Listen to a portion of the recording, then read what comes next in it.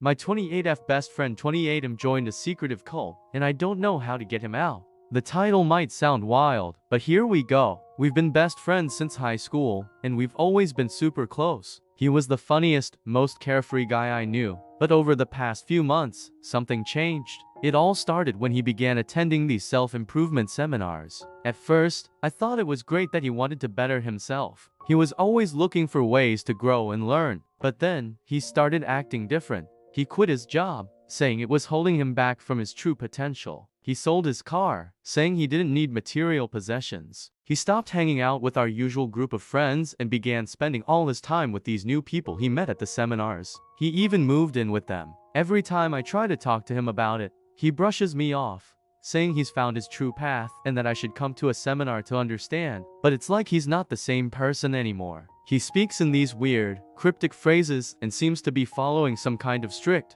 bizarre set of rules. I did some digging and found out that this group is actually a cult. They promise enlightenment and inner peace, but they're super controlling and isolate their members from their families and friends. I'm terrified for him. I've tried everything to reach him. I've talked to his parents, who are equally worried. We've tried to get him to come home for a visit, but he always makes excuses. I feel like I'm losing him to these people, and I don't know what to do. It's breaking my heart to see my best friend become a stranger. I miss the guy who used to prank me and laugh until we cried. Now, he's just gone. Edit. Wow, I didn't expect this to blow up. Thank you all for your advice and support. It means a lot. It's clear that I need to act quickly and carefully. I've contacted a professional who specializes in cult deprogramming, and we're going to try and arrange an intervention. It's risky, but I'm willing to do whatever it takes to get my friend back. I'm sorry if I can't respond to everyone, but please know I'm reading all your comments and messages. I'll post an update soon about how it goes. Wish me luck.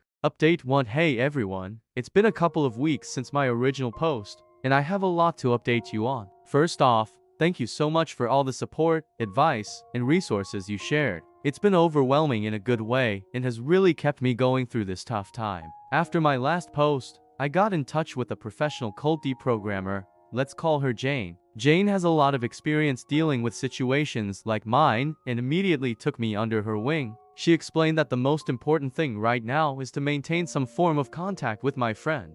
Let's call him Mike, and to avoid making him feel attacked or alienated. We decided to start with small steps. Jane advised me to attend one of the cult's seminars to understand what Mike was being exposed to. At first, I was super hesitant. I mean, these people had already gotten their claws into Mike, and the last thing I wanted was to fall into their trap. But Jane assured me that as long as I went in with a clear mind and purpose, I'd be fine. So, I signed up for a seminar. Let me tell you, it was one of the strangest experiences of my life. The seminar was held in this dimly lit room with soft, almost hypnotic music playing in the background. The leader, let's call him John, spoke in this slow, soothing voice that seemed to draw everyone in. The whole thing was very surreal.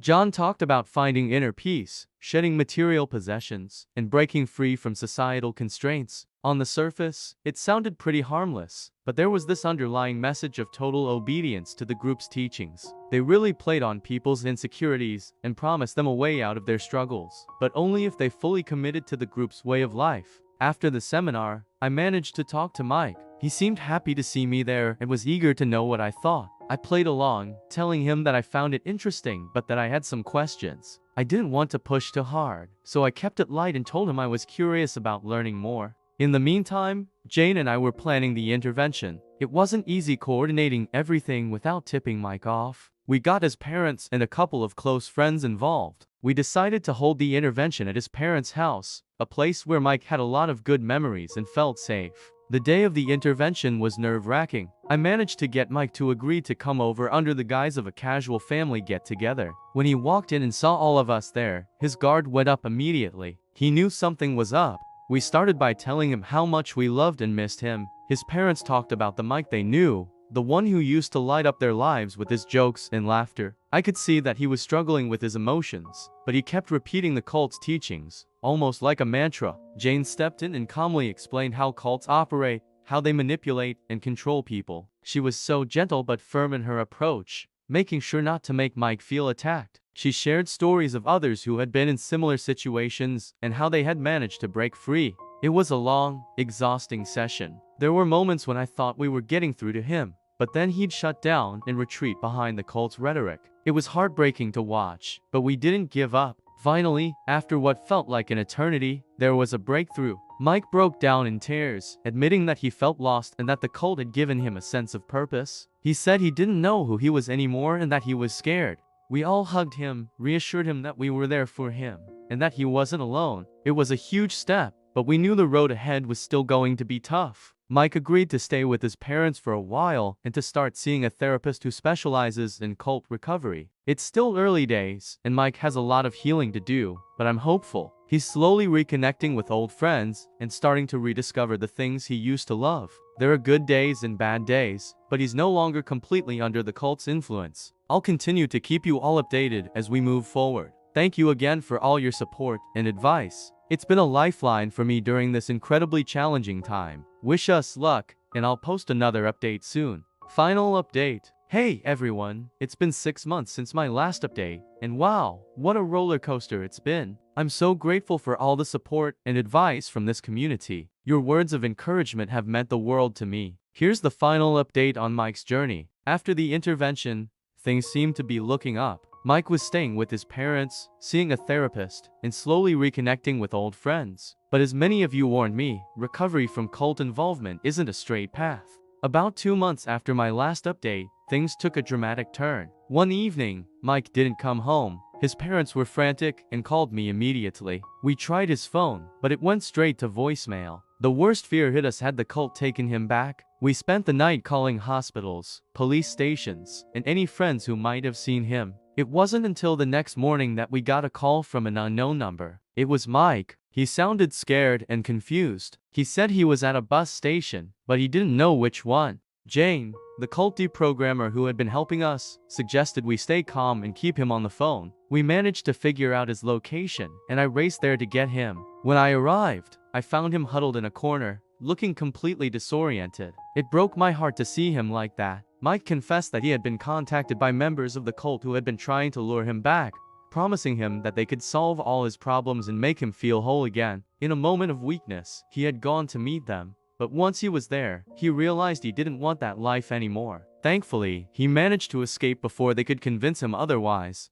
We brought him home, and this time, we took extra measures to ensure his safety. Jane arranged for a support group of former cult members who could share their experiences and offer advice. Mike also increased his therapy sessions and started attending group therapy, which seemed to help a lot. The next few months were a mix of progress and setbacks. Mike was making strides in therapy and reconnecting with his old self, but the cult's shadow still loomed over him. He had nightmares and anxiety attacks, fearing that they'd come for him again.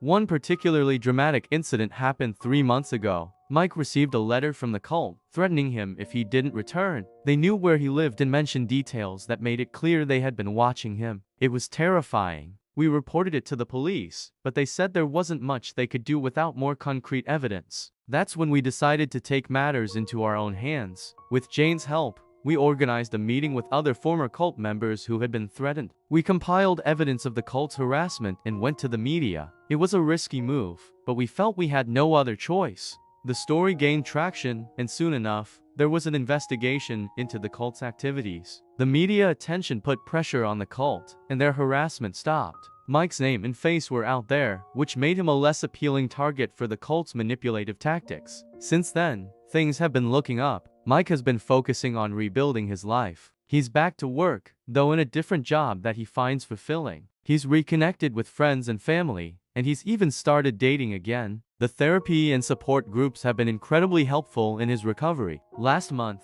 we had a small get-together to celebrate Mike's progress. It was the first time in a long while that I saw him genuinely happy. He's not just a shadow of his former self, he's grown and changed in ways that make him stronger and more resilient. There are still challenges ahead, and Mike knows that recovery is an ongoing process. But he's no longer under the cult's influence, and he's taking control of his life again. Thank you all for being there through this journey. Your support, advice, and kind words have made a huge difference. To anyone else going through something similar, don't give up. There's always hope, even in the darkest times. I wish you all the best, and thank you from the bottom of my heart. Like and subscribe for more stories.